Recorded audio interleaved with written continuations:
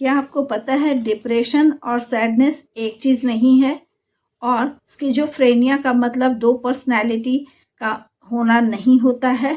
अगर आप CUET psychology की तैयारी कर रहे हैं तो ये चैप्टर 5 का जो है मेंटल डिसऑर्डर, इसके बेसिक कॉन्सेप्ट्स को समझना बहुत ही ज़रूरी है। नमस्कार, मैं डॉक्टर ऋचा पाठक और हम CUET साइकोलॉजी के चैप्टर 5 के विषय में चर्चा करने जा रहे हैं क्लासरूम में। तो आपका क्लासरूम में स्वागत है। ये चैप्टर 5 जो है बहुत ही आसान और सरल भाषा में मैं आपको समझाऊंगी ताकि आपका कॉन्सेप्ट क्लियर हो सके। तो सबसे पहले आपको साइकोलॉजिकल डिसऑर्डर क्या है ये समझना चाहिए। आमतौर पर किताबी भाषा में तो आप परिभाषा याद भी कर लेते हैं, बता भी देते हैं, लेकिन जब कॉन्सेप्ट क्लियर रहेगा तो चीज़ों को समझना आसान हो जाएगा। जैसे जब भी किसी व्यक्ति के थॉट, इमोशंस और बिहेवियर इतने डिस्टर्ब हो जाते हैं कि उससे उसका डेली लाइफ बैडली डिस्टर्ब होने लगता है, तो उसे हम साइकोलॉजी में साइकोलॉजिकल डिसऑर्डर कहते हैं। इसको आप एग्ज़ाम के पॉइंट से समझ सकते हैं 4D, यानी जब मेंटल डिसऑर्डर में क्या चीज़ें होती हैं: डिस्ट्रेस, डिसफंक्शन, डेविएशन और डेंजर। ये इसे ही 4D भी कहा जाता है। अक्सर MCQ में इस पर क्वेश्चन आते हैं।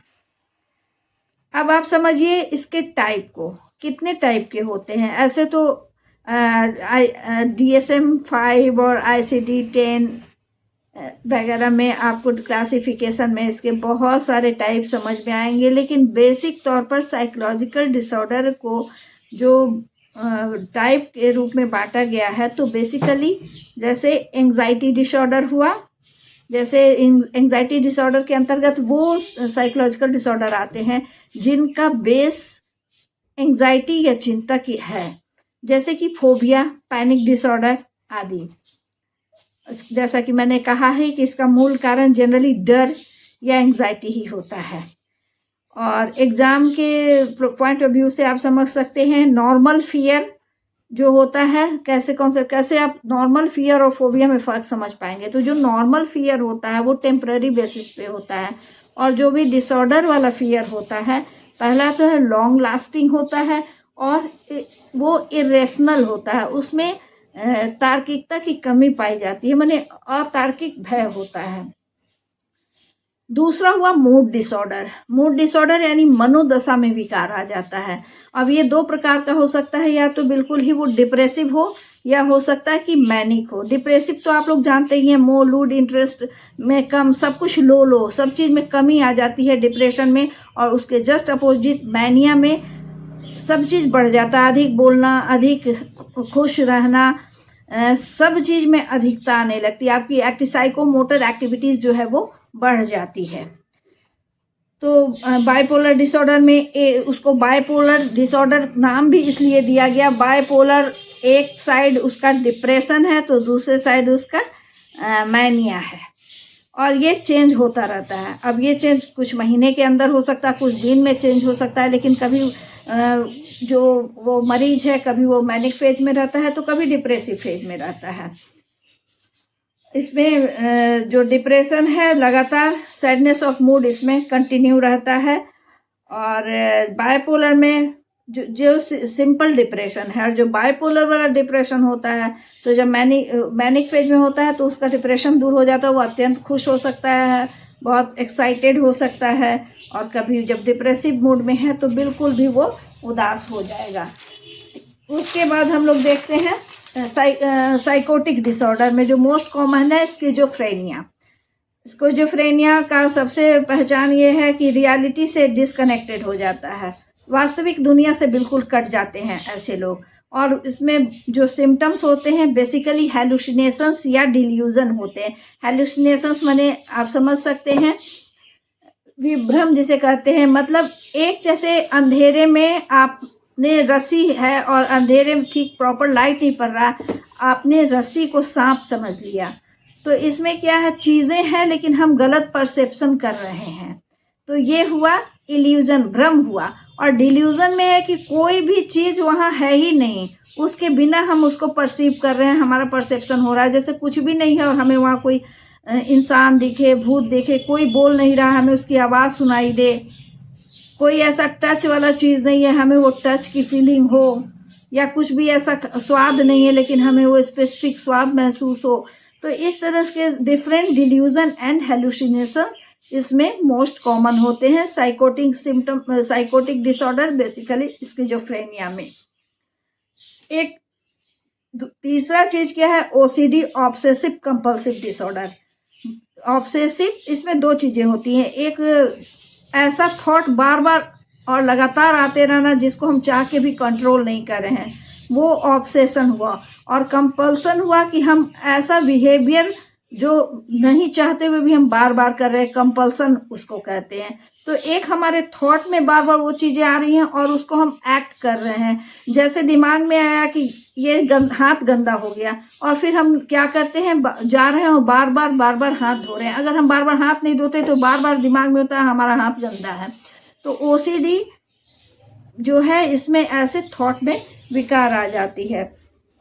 तो इसमें चाहे तो बहुत सारे सिम्टम्स हैं, जैसे रुपए को गिना हुआ रुपए को बार बार गिनना, बार बार लॉक बंद है उसको चेक करना, धुले हुए हाथ को बार बार धोना, मतलब इसमें कंपल्सन भी होता है और ऑब्सेशन भी होता है। तो अब हम आते हैं कि ये जो मेंटल डिसऑर्डर जो मैंने इतने प्रकार के बताए, अब तक मैंने बताया कि मेंटल डिसऑर्डर क्या है, इसके कितने प्रकार हैं। अब ये जानिए कि इसमें जो है इसके कारण क्या हो सकते हैं। तो बेसिकली किसी का पर्टिकुलर कोई एक कारण बहुत कम होता है, जनरली मिक्स कारण होता है, या कभी दो तीन चीज़ें मिल जाती हैं तो बहुत चीज़ें इसमें आती है। तो इस बेसिकली जो हम इसको कारण को तीन भागों में बांट सकते हैं। पहला बायोलॉजिकल में एक तो ब्रेन डिस्फंक्शन हो सकता है, डोपामिन सेरोटोनिन वगैरह का जो डिसबैलेंस होता रहता है, या फिर ब्रेन में कुछ ऐसा हो जाता है जिसकी वजह से एपिलेप्सी जैसी चीज़ें आती हैं। फिर जेनेटिक होता है, फैमिली हिस्ट्री होती है, परिवार में किसी को है, तो ये दोनों बायोलॉजिकल कारण में आते हैं।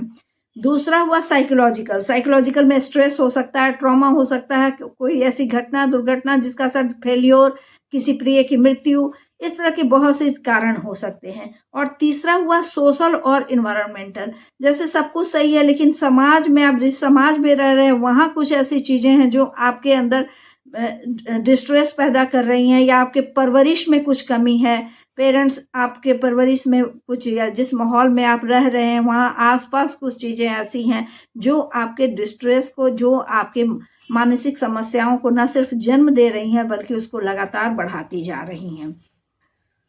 Psychological disorder are caused by multiple factors. Generally कोई एक कारण बहुत कम ही जिम्मेवार होता है, ज़्यादातर कई कारणों के सम्मिश्रण से इस तरह की समस्याएं आती हैं। ये सब हो गया, क्या हुआ, मेंटल डिसऑर्डर क्या है, उसके कितने टाइप हैं, उसके क्या कारण हैं। अब आता है लास्ट ट्रीटमेंट, यानी अगर हो ही गया तो क्या इसका उपचार है? बिल्कुल उपचार है। तो पहला हो गया साइकोथेरेपी के भी बहुत सारे टाइप होते हैं। उसके बाद बिहेवियर थेरेपी आ जाता है, जिसमें हम अपने बिहेवियर में परिवर्तन लाते हैं तो हमारे थॉट में परिवर्तन आता है। उसके बाद मेडिकेशन हुआ, बहुत सारे डिजीज़ हैं जिसमें बिना दवा या मेडिसिन के ठीक होने की संभावना नहीं होती है, जैसे कोई भी साइकोटिक सिम्टम हुआ या बीमारी हुआ, जैसे स्किज़ोफ्रेनिया, बाइपोलर डिसऑर्डर, इसमें सिर्फ साइकोथेरेपी कभी भी कारगर नहीं होती है। हाँ, मेडिसिन के साथ साथ अगर साइकोथेरेपी दिया जाता है तो और भी इफेक्टिव होता है। सीबीटी का आपने बहुत नाम सुना होगा, इसको अगर हम फुल फॉर्म बोले तो कॉग्निटिव बिहेवियर थेरेपी, यानी ये बहुत इम्पोर्टेंस रखता है। यानी सीबीटी में क्या है, थॉट आप अपना जो भी जिस थॉट के कारण हो रहा है उस थॉट को आप बदलिए तो आपका बिहेवियर भी बदल जाएगा। नेगेटिव थॉट दिमाग से निकालिए, डिप्रेशन चला जाएगा। तो ये बेसिक चीज़ें हैं। अब सारी चीज़ें मैंने बता दी, अब आपको क्विक रिवीजन करना है तो जल्दी से रिवाइज कर लीजिए। कैसे? साइकोलॉजिकल डिसऑर्डर अगर आपको देखना है, साइकोलॉजिकल डिसऑर्डर में 4D याद रखिए। 4D मैंने अभी बताया था ना, दिमाग में याद है या भूल गए?